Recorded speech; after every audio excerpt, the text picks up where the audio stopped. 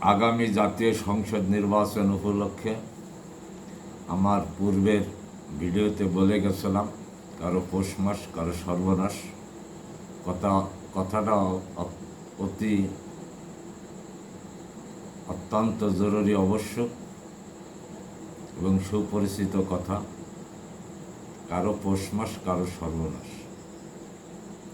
আমার ব্যক্তিগত জীবনে আমি যতগুলো ছোটোখাটো নির্বাচন দেখে আসছি, কোনো এলাকায় যদি কোনো প্রার্থীকে নির্বাচন মাঠ থেকে সরিয়ে বসাই দেওয়া হয়, আমাদের গ্রাম্য ভাষায় বলা হয় একটা পক্ষ আর একটা পক্ষকে বসাই দেওয়া হয়,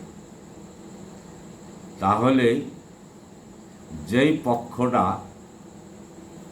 পক্ষটা বসাইয়া আর একটা পক্ষের সুবিধা অর্জন করবার চায়, কিন্তু নির্বাচনের মাঠে তার ফলটা বিপরীতমুখী হয়। জনগণের চিন্তা ধারণা হয়ে যায় এই যে চেয়ারম্যান ক্যান্ডিডেট বসছে 5 লক্ষ টাকার বিনিময়ে, কিন্তু আমরা তো ওনাকে সমর্থন করিনি। তখন সাধারণ ভোটার তার বিপক্ষে ভোট প্রদান করে। আজকে বাংলাদেশের একটা বৃহত্তর দল নিষিদ্ধ হয়েছে। লাভ হয়েছে কাদের? তৃতীয় পক্ষে। যারা নিষিদ্ধের পক্ষে আন্দোলন সংগ্রাম করেছে তাদের লাভ হয়নি। আমি আমার ব্যক্তিগত অভিজ্ঞতা থেকে বলতেছি, তাদের কোনো লাভ নেই। লাভ হবে তৃতীয় পক্ষের।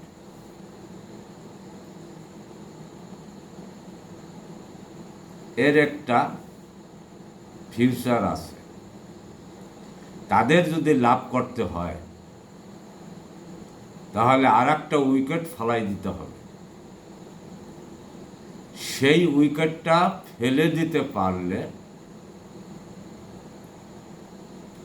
তাহলে লাভবান, আর সেই উইকেটটা যদি না ফেলতে পারেন তাহলে আপনারা লাভবান না। এক বলে ছক্কা মারবে। যাই হোক, সব কথা ভেঙে বলা যাবে না।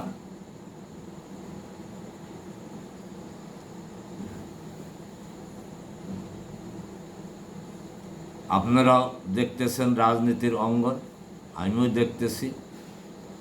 যদি আমাদের কথা ভালো লাগে, আমাদের কথাগুলো মানুষকে শোনার মতো সুব্যবস্থা করে দিবেন। কারণ আমি একজন সাধারণ মানুষ, আমার উচ্চ শিক্ষা নেই, বিলাসবহুল বা ব্যবসা বাণিজ্য নেই, সাধারণ মানুষ। তারপরও দু একটা কথা মাঝে মধ্যে বিবেক থেকে নাড়া দেয়, তাই কথাগুলো না বলতে পারলে খুবই কষ্টের মাঝে থাকি। তাই ফেসবুকের মাধ্যমে নিজের ভাব প্রকাশ করি।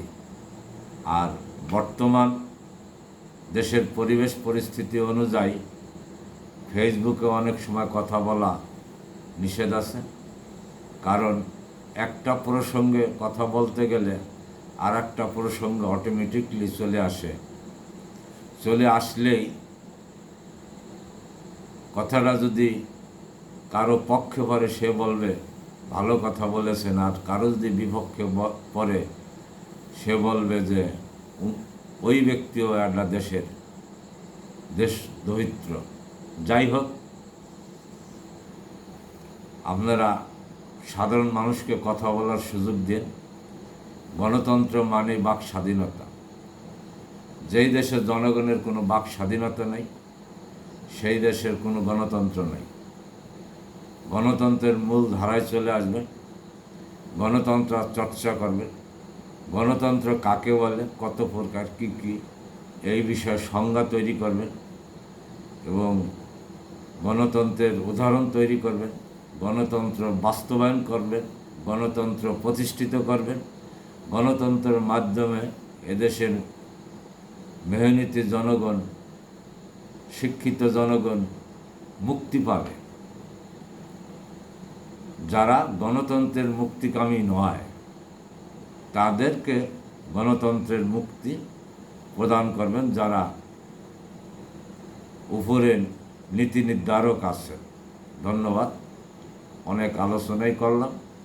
সর্বোপরি শেষ একটা কথাই বলে বিদায় নিচ্ছি।